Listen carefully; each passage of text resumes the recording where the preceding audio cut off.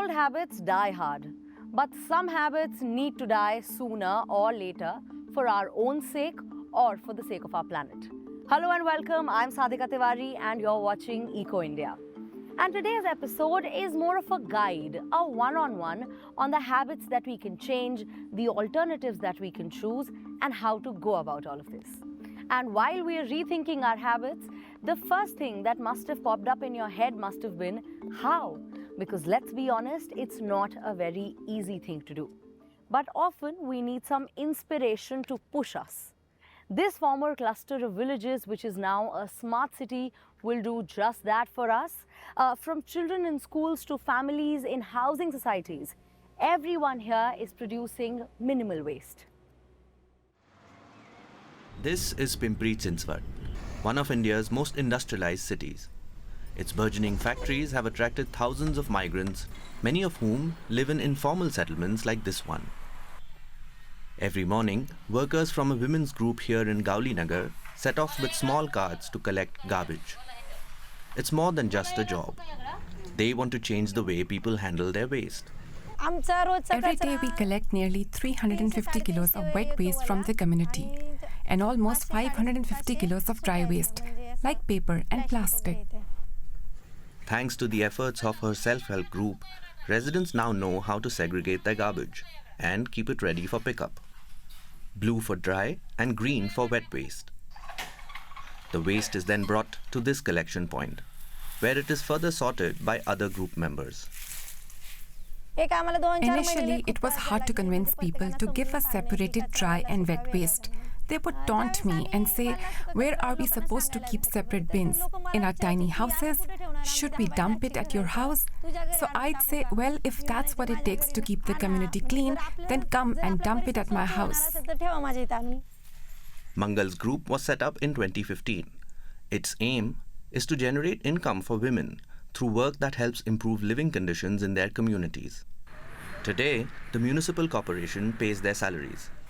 That's because it sees their work as a valuable service to the city. They are doing something which is good and something which is quote-unquote honorable and not something which is to be looked down upon. It has also resulted into a cleaner slum. It has resulted into a more segregated waste coming out of the slums and also helping our gardens from the waste that gets generated. We've also converted the manure that gets generated through our Harit brand, and we are also selling that brand in 1 kg, 2 kg, 5 kg bags as well. The women's work serves a wider goal: to turn Pimpri-Chinchwad into a zero-waste city. As an industrial hub governed by one of India's richest municipal bodies, it has the funds to achieve that goal. Its strategy has brought grassroots activists on board.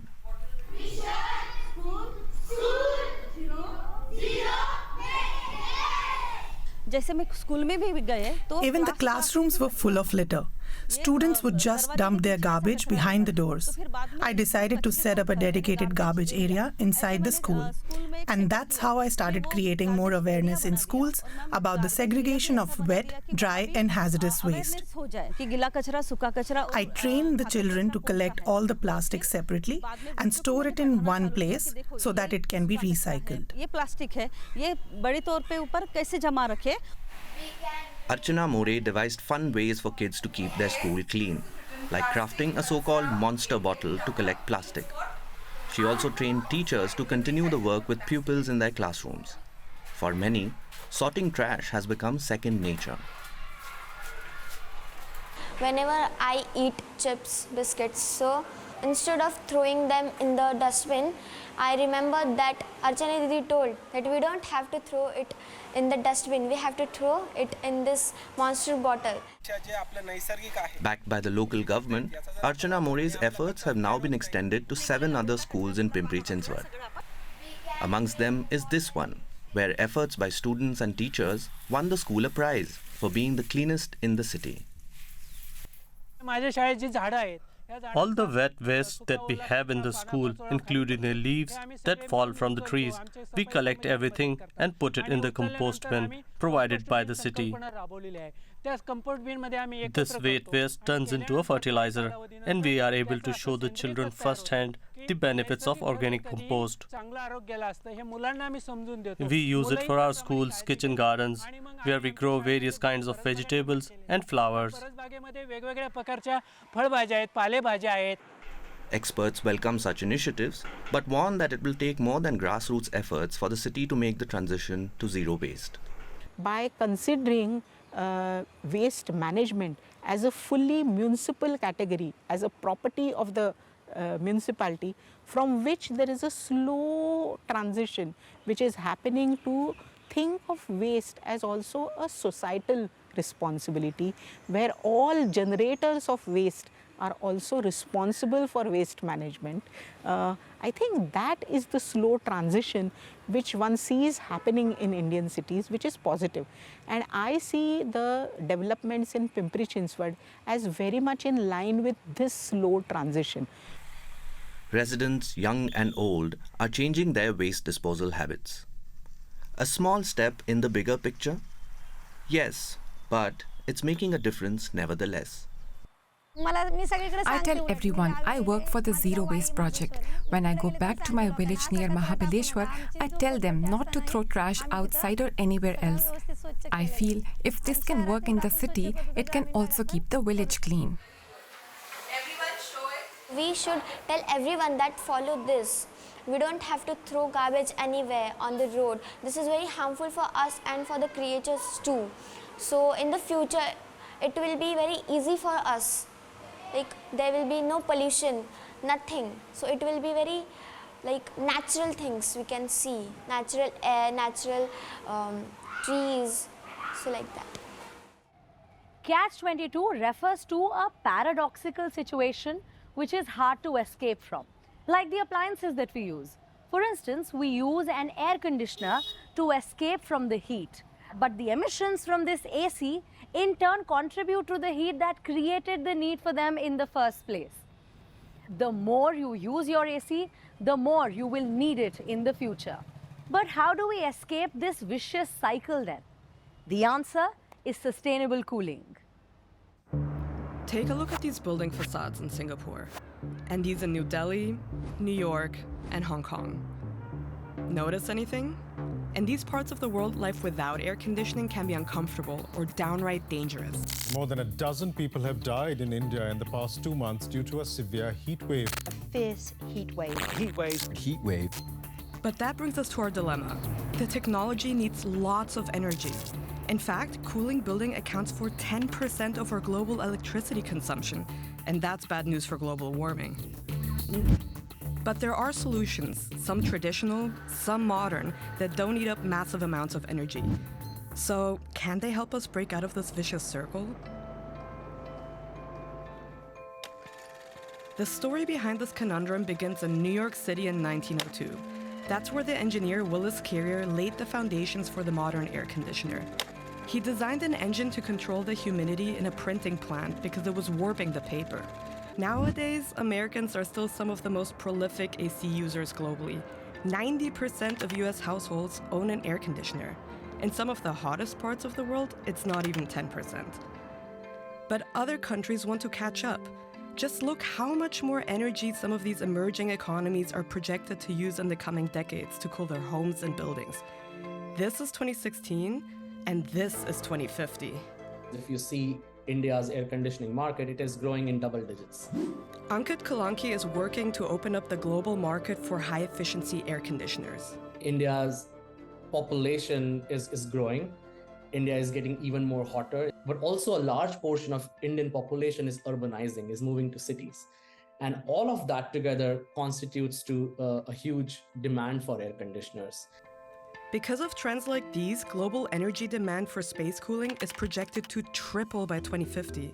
The question is how to meet the soaring demand without exacerbating the heat. Because in much of the world, the energy-guzzling technology is powered by fossil fuels. These emit lots of greenhouse gases, which make the atmosphere hotter. And nowadays, ACs have refrigerants running through their coils to absorb heat from the warm air. Some of them are literal greenhouse gases. You don't want those leaking out of your unit. On top of that, air conditioners cool indoor spaces by pushing out the heat that refrigerants absorb. That means they make the immediate surroundings hotter too, and people who can't afford ACs suffer most from that. So we've got a threefold effect as a result of air conditioning on the atmosphere, and being able to reduce it down through either efficient cooling or to cooling without air conditioning is really a smart solution to get there. This is Prasad Vaidya, an expert in passive solar design. He says there are 3 steps to cooling sustainably. First, we need to reduce heat at a city-wide scale. You may have heard of the urban heat island effect. It's when urban areas like these get warmer than their surroundings because all this concrete absorbs and retains heat. Creating more spaces with shady trees and other plants lessens this effect, like here in Berlin. And minimizing heat expelled by cars also makes a difference. The next step is designing buildings that aren't as reliant on air conditioners. And this is where we can really learn from traditional architecture. Before technology, all people around the world found solutions to survive properly. Charles Galavardin leads bioclimatic architecture projects in countries like Vietnam and Mauritania. That means the designs take local climates into account. Some modern buildings are already doing this, such as Qatar University, which uses wind towers to keep its buildings cool. This method has been used in Iran and other Middle Eastern countries for centuries. The so-called wind catchers are designed to trap fresh air and direct it indoors. The hot air gets pushed out.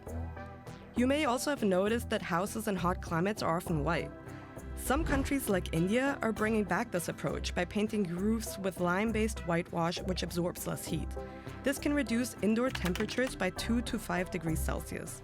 Knowing the wind direction is important to design openings that encourage cross-ventilation. Other features that can help stave off heat are shading devices that keep the facade cool, and insulation prevents heat from traveling through your roof, for example. ACs may still need to be used sometimes, but to a much lesser extent. The problem, in many countries going through a construction boom, new buildings often look like this. Builders tend to build them with floor-to-ceiling glass. And that's a real problem because every time you put glass into a building, you turn it basically into a hot box. It's like a solar cooker. Architects and engineers say this aesthetic is popular because it's perceived as sleek, modern, and lets in natural light.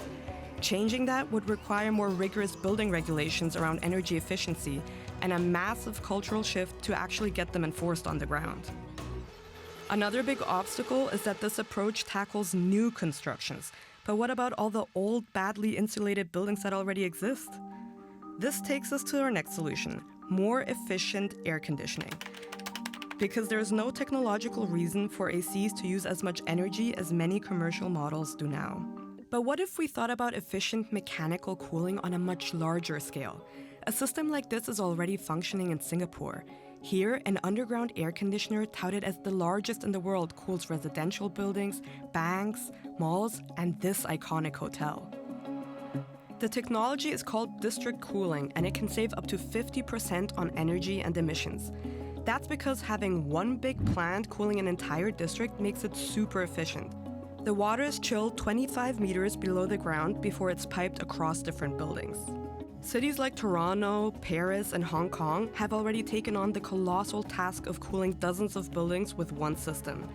In some cases, district cooling makes use of networks that already exist. Most of the system in Paris runs through the city's sewage network. But for the most part, district cooling is better suited for new constructions. For example, Gujarat International Finance Tech City, also known as Gift City. While building the new hyper-dense Indian district, developers had a blank canvas to implement any cooling solution they wanted. Their choice? District cooling, because it's more efficient and cheaper to maintain. This may sound utopian, but like all other solutions, it requires lots of upfront capital, know-how, and of course, awareness. The good news is, cooling doesn't always have to look like this. But if we don't move in a more sustainable direction fast enough, we risk staying trapped in a solution that is actually part of the problem. See these solar panels? What do you think they can do? Provide electricity? Well, no point for guessing that because they can do a lot more. There are innovations that are combining the science of photovoltaics or converting light into energy and agriculture to create interesting, sustainable outcomes for both the farmer and the field. The service and the accommodation are excellent. Fresh feed every day and plenty of space and sunlight. Chickens and ducks are kept in natural conditions here at the company's sun farming. And the manager, Michael Bleiker, gets to collect fresh eggs. The unit produces energy to boot. The roof is made of solar modules. Hail or extreme weather, such as heavy rain, wind or snow, is less severe under the modules. Intense sunlight too. The cows don't get sunburn when they're outside on the meadow in summer. The agrivoltaic company Sun Farming has been experimenting with combining photovoltaics and agriculture for 2 years now.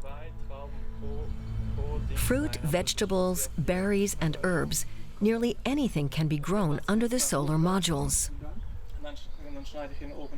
They're positioned at a height that lets in plenty of daylight, but blocks potentially harmful direct sunlight. Another advantage of the system is that the building components can be recycled.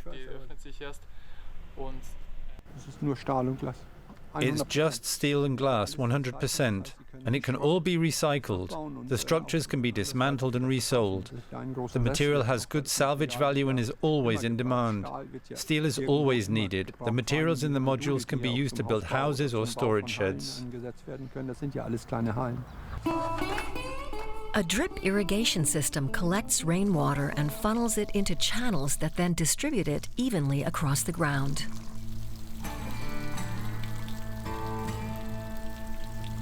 Because this makes the drops larger, they can also penetrate deeper into the substrate and keep it moist for longer. Thanks to this irrigation system, the plants are less likely to become diseased.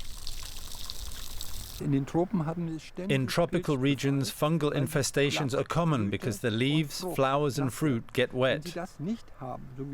Here under the modules, the plants grow between the drip rows. That means that they have dry leaves and only absorb moisture through the roots. As a result, they have 80 to 90% less fungus, and that means you can spray 80 to 90% less and still get the same yield. Combined with water-efficient irrigation, the solar array can also be used in regions that see little rain. 90% of the plants grown here are supplied by drip irrigation. The energy required is barely 1% of the energy produced by the solar modules.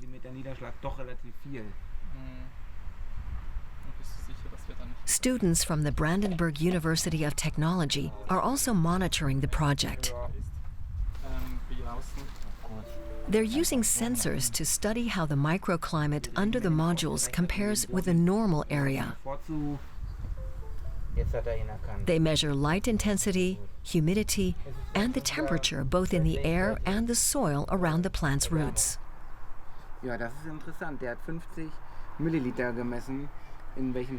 At regular intervals, they also measure the rain that's been collected in these containers. The differences are clear. We've discovered that in the colder times of year, it's much warmer under the modules than in the open air, on average 1 to 2 degrees warmer. And we found out that during dry spells, it's significantly damper under the modules than out in the open. There are different solar arrays for different purposes. The panels are designed so that the top of the plants get more light, but at the same time, wine and fruit plants are protected from too much solar radiation. For livestock farming, there are modules at different heights for cattle, poultry, and also sheep.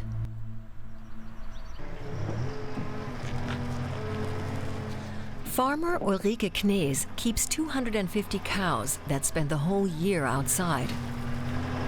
Their calves are born in winter. The agri-photovoltaic system has obvious benefits. The solar system would also be a good source of income. Our suckler cows are kept on sandy, rather poor soil in nature conservation areas, and they help maintain the soil. So the solar system would be an added source of income in addition to the cattle. We can also use it as a dry place to store our hay that the cows feed on. And it's also a protective roof for them. A few of the farmers' cattle already got to try out their new accommodation.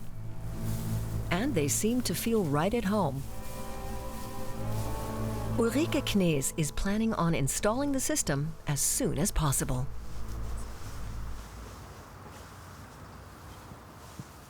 Here's a pen, a regular one that we all use.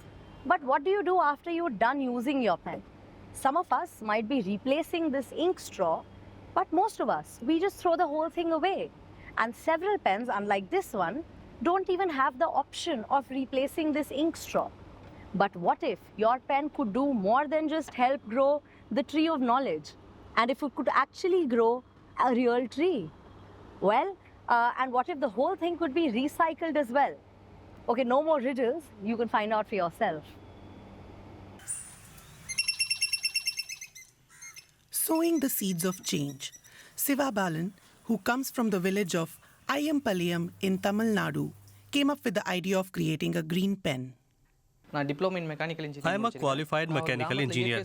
I grew up in a remote village very close to nature. In the cities, deforestation as well as plastic usage rates are high. I wanted to find a solution, even if it's small scale. So I designed what I call a paper pen. Biodegradable and made of recycled paper. All the pens also contain capsules filled with seeds. Seeds that flourish in local soil and don't need much looking after. People were skeptical that plants can actually grow from this pen.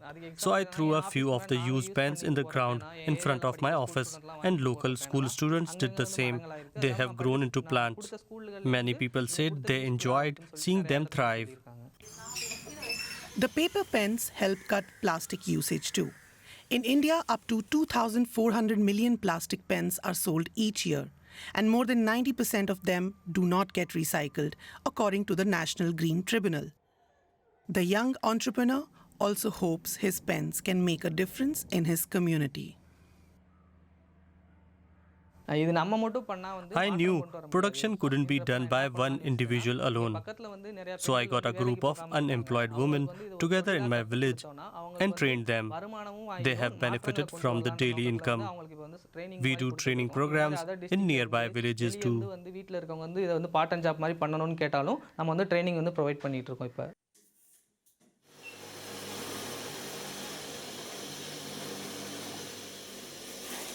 We can earn an income while taking care of our families too.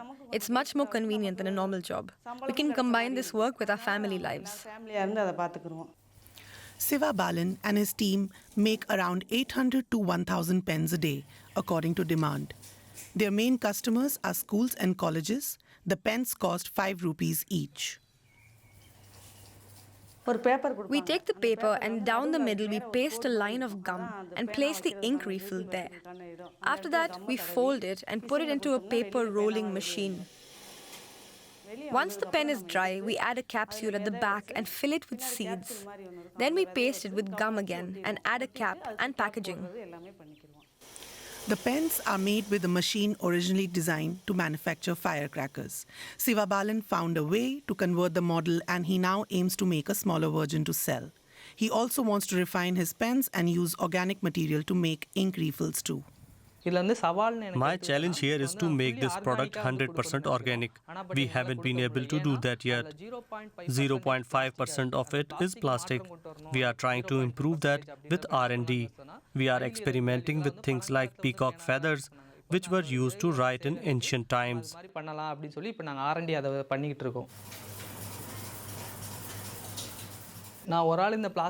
As an individual, I cannot bring changes just with my paper pen. Everyone needs to take responsibility and try to use such products to cut plastic usage. Small changes all add up. Like I said at the beginning of this episode, it is a one-on-one on the small habits that we can change to make a big difference to our environment. And well, I'm already rethinking quite a few of my habits, including my pen. But you let me know if today's episode inspired you to change any of your habits, and what stories would you like to see more of. I will keep bringing more such stories to you. You can email us or reach out to me directly on my social media. I will see you next week. Until then, take care. Goodbye. Namaskar.